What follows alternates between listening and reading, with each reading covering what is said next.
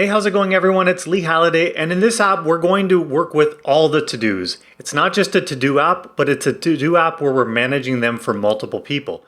So we've got my to-dos, Mauricio's, Marian's to-dos, and why am I building this multi-to-do app? It's to show how you can update nested data immutably. And we're going to do it the first time showing sort of the painful way, and then we're going to introduce Immer and make it really easy. So right now this app, it's not sort of linked up at all with the state. It's displaying it, but I'm trying to enter and change the value here. I'm trying to delete, add, mark them as done. None of it's working. So that's what we're trying to do in this video now.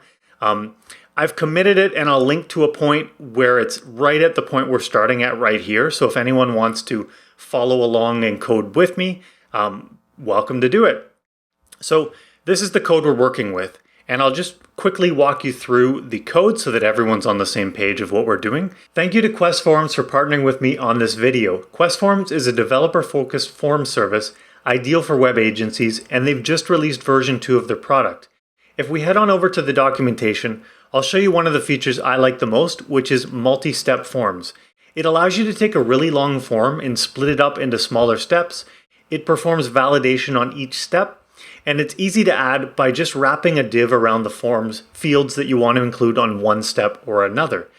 And for a limited time, KwesForms is giving 50% off any annual plan for 1 year if you use the coupon code LEE50. So head on over to kwes.io, check them out, and let's get back to the video. We're working with just a single file, so we're going to do everything right here. And we've got two pieces of state. We've got chosen, which will keep track of which of these people I have chosen. So as I'm clicking through them, it will store the index to the correct person. And here we've got the data for all of our people. So we're storing it in a deeply nested data structure. So we're using useState, and it's got an array of objects where each object is a person. So a person has a name, and they also have some to-dos, which is an array of objects. So we've got an array of objects which have an array of objects, which is fairly deeply nested. And so these to-dos have a name, call my mom, clean up the mess, and whether it's done or not. So down here, what we've got going on is iterating over the people to show those buttons. So the buttons, when clicked, update which person is chosen. So I did hook that up. It's working correctly. And below here, we've got basically if chosen is not null, meaning someone is chosen, then we're going to show the person. And we won't even really get down into this code that displays this data because that's not what this video is about. I've already hooked this up to basically call the correct functions. And it's our job in this video to fill in the functions to correctly update the state. So why don't we start with the first one? And this is to update the name of the chosen person. So we are given the name, and we know who is chosen based on this state right here. So it's our job to basically find the correct record in here and then update this name. But we want to do it immutably. And basically what that means is we always want to take a copy and change the copy rather than sort of mutating the previous version of the state. And if you search for immutable data patterns, you're probably going to run into Redux, which made a lot of this pretty popular, I would say. And they've got this, I sort of think it's funny, but the correct approach. And the correct approach is sort of ridiculous, but it is the way you sort of need to do it. You need to basically take a copy, edit an attribute, but the problem is when it's nested. So now you have to take a copy of the nested data and then a copy of that data. And it turns into something that's a little bit ridiculous. It's hard to read. But that's what we have to deal with until we introduce this tool called Immer, which it's going to blow your mind. I love it. It will take something that was like 10 lines of code and it will be like 1 line of code after that. So stay tuned if you've never played with Immer before. Okay, so why don't we get going on setting the person's name? So the first thing we are going to do inside of here is we're going to call setPeople, which is the set function that's given to us by useState in React. And it's our job to basically pass it the new version of this whole chunk of nested data. So we're going to come in here, and what we're going to do is actually map over all the people and try to find the one that matches the chosen one. So what we'll do is we'll say people.map. And so each one of those gives us a person, and we're also going to keep track of the person index because we need that. So inside of this map function, we've got the person, and what we can actually do is we can say if the, we actually don't need the person here, if the p index is not equal to the chosen person, so the ID of whichever user was clicked as set up here in this onClick in the button, what we can do is just return the person as is, because we're not going to change them if they're not the chosen one. So now when we get down here, we want to return a copy of the person, but with the changed attribute. So the first thing we're going to do is take a copy using this ... spread operator. So we'll take a copy of person, and then we'll change the name. And we've got this variable being passed to our setName function, which is the new name. So we could say name, but we can just get rid of that and use shorthand. So it's going to take a copy of the person and then replace the name with its new value. So if we come back here, I can now change my name, and it updates in all of the different places that it's displayed. This H2 here, the input, and up here in the button. So that's how much work you have to do to basically change a value of an array of objects. But it gets a little bit more challenging when we want to start updating more deeply nested data. So we were changing this level here, the name, but what if we want to toggle the done attribute of one of the to-dos? Now we're sort of a couple layers deeper inside of our nested data, so it gets a little bit more fun. So the first thing we need to do is the same. So I'm actually going to just copy this to save you the time. And what this will do is basically it will find us the person, and then we can take that person and modify its value. So which property of the person are we changing here? We're changing the list of to-dos, so we'll say to-dos. But now we have to do the same thing. We have to map all of the to-dos, find the one that's matching this index that's being passed here. This is an index of the to-do that's supposed to change. And we need to find that and then change the value. So it's like this, but all over again for to-dos.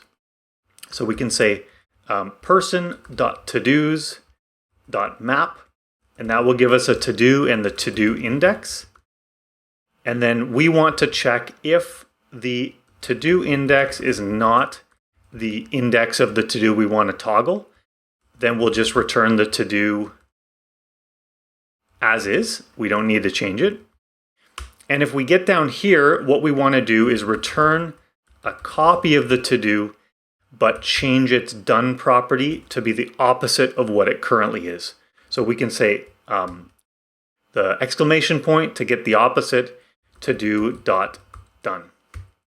And if this was done correctly, we'll come back here and we should be able to click these on and off now. Before they did nothing, but now they actually work. We can switch around to different people and it remembers that. So that's updating nested data that's nested and nested, double nested data. So how many lines is this? It's almost 15 lines of code just to toggle a to-do. That's a little bit crazy. Let's keep going. The next one is to set the to-do.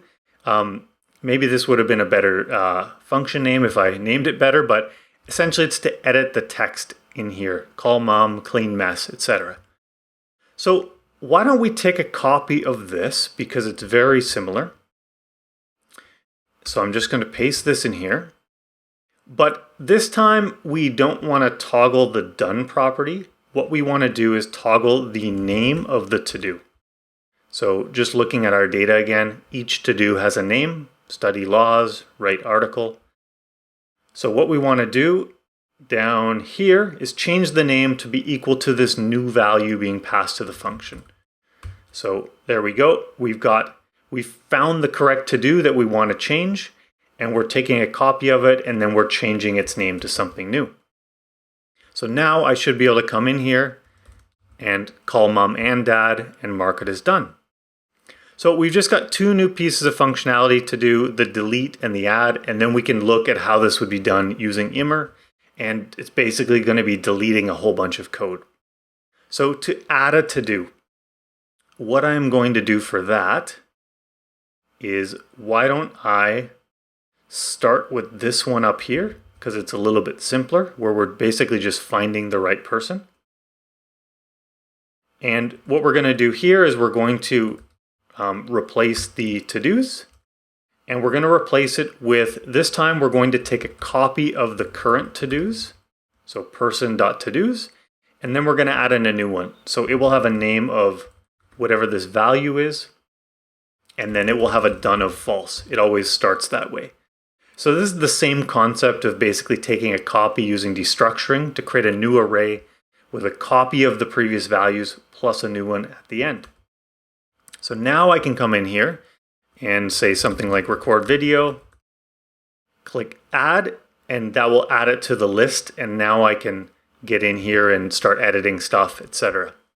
So the last thing we need to do is to be able to delete these values. So here's where I've got the remove to do, and we're given the index of the to do that we want to remove.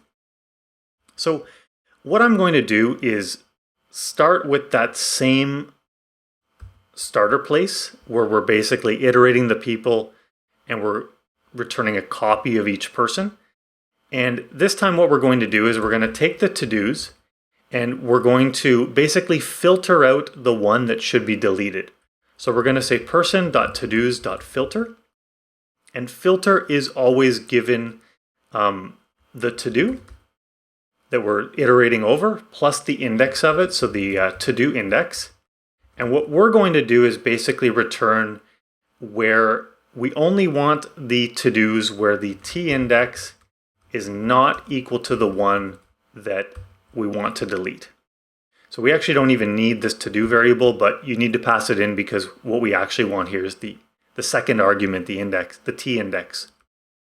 So here's how you can use filter to basically immutably create a new version of the array without the item that you no longer want to include in there. Let's come back here and we will remove clean mess.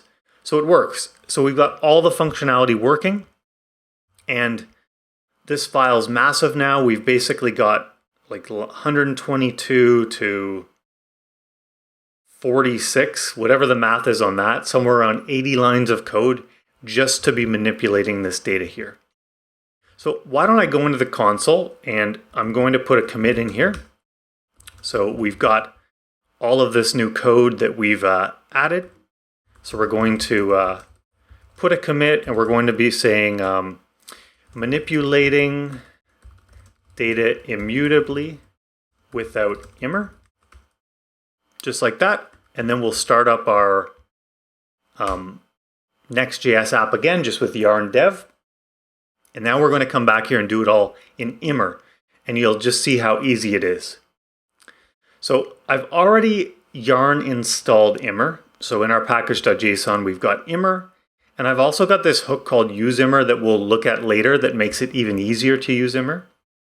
So we're just going to uncomment this function, and it gives us a function that I've named produce. And I'll explain why it's called produce when I start to use it. So for now, I'll just put the code above, and then I'll delete the old code later. So if you weren't aware, setPeople, any setter function for state with useState in React, can receive the new value, or it can receive essentially a function that is given the old value, and it's your job to return the new value here. Something like this. And because it's an object, you'd have to go like this to make it happy. So you're given the old, which is the people, and you're going to return the new. And that's the same sort of concept with this produce function, except because produce, when used this way, can return a function, we can basically pass it here to set people, and it will just work as is. Set people will see that it's receiving a function and it will pass the state into that function, which is Immer. So the way Immer works is you're basically given a draft version of your data. Draft, like that. And what we had to do down here to create copies of it so we're changing everything immutably, the whole concept behind Immer is that forget everything you know about immutably editing data. You can change it sort of in a mutable way, and Immer behind the scenes will make sure that it applies all those changes in an immutable way. So what do I mean by that? I mean that we can take our draft version of the people, so our current version of the people array, we can find the right person, and then we can take their name and set it to the new version of the name being passed to this function. So this doesn't look immutable, right? It looks like you're just finding and mutating data. But Immer behind the scenes is taking care of all the immutability for you. So you can basically just do it like this. It went from how many lines? 10 lines of code to just about 1 line of code. We can delete that. It's going to do a bit of formatting to make it look nice. And come back here and let's hope it still works. Yep, so it's still allowing me to edit the name. So immutability through mutations is basically what Immer is. So why don't we do this toggle to do? So we're going to set people. We're going to pass the produce function, which will give our draft version of the data. And we want to find the chosen user, access their to-dos. Then we want to access the index of the to-do we're trying to toggle. And we want to toggle the done property. So we'll set it to the opposite of its current value, just like that. And with that sort of 1 line of code, we're able to delete all of this right here. Even more, all of that. Save that, and let's just make sure it still works. So I'm able to click on and off our to-dos. So that's way easier, no? Next one, setting a to-do is very similar. So set people, produce receives the draft. Our draft will access the chosen person, access the to-dos on the to-do index, change the name to the new value, pass to this function here, and we're done. Delete all of this code, make sure it works. Yep. Just like that. And on to the next. So adding a new one, this is where it's a little bit different. Everyone's probably familiar with the array.push function. You can actually use that in Immer and it will push a new value onto the end of the array immutably. So we'll say set people, produce the draft, and we'll access the chosen user, to-dos, and we'll push on a new value, which was the name of value and a done of false. So you can just use push and it's going to immutably mutate your data. Let's make sure it works. New item. Yep. Last one, removing a to-do. So this one's a little bit different as well. We want to set the people using produce, which will give us a draft version of the state. And inside of here, what we want to do is say, let's find the chosen user, the to-dos at the correct index. And what we're going to do is we're just going to say delete. So we're going to use the delete, I guess this is an operator, to remove that index from this nested array. So we can just clean up all of that unneeded code now. And now we should be able to remove items. So look we went down to just this many lines of code. And the last change we're going to do is basically convert this to use the useImmer hook. So the way useImmer hook works, so we're no longer going to need produce actually, is we're going to replace this use state with useImmer instead. So I'm not going to use Immer everywhere. For example, this chosen here, I'm just changing one integer value. It doesn't need immutable. It's already immutable. Numbers are immutable. So I can just leave it as is. But this useImmer, what it's going to allow me to do is basically avoid having to use this produce function. It sort of automatically is going to, we can just pass a function that will receive the draft and then we can mutate the data. So that's what the useImmer hook basically cuts out, having to explicitly pass the produce function to the callback function in the set state function. Lots of functions. So we're just going to clean up this code here. Basically, get rid of produce, save, get rid of produce, save, get rid of produce, and the last one. So now we've got the whole thing visible on one page, and we can come in here and just make sure it's still working. So editable, deletable, toggleable, change the value, add new, delete. So the whole thing's working. So definitely go check out Immer if you've never played with it before. It's a lifesaver. It's sort of a lot of the concepts that are behind MobX, but you can use it with useState like you saw here.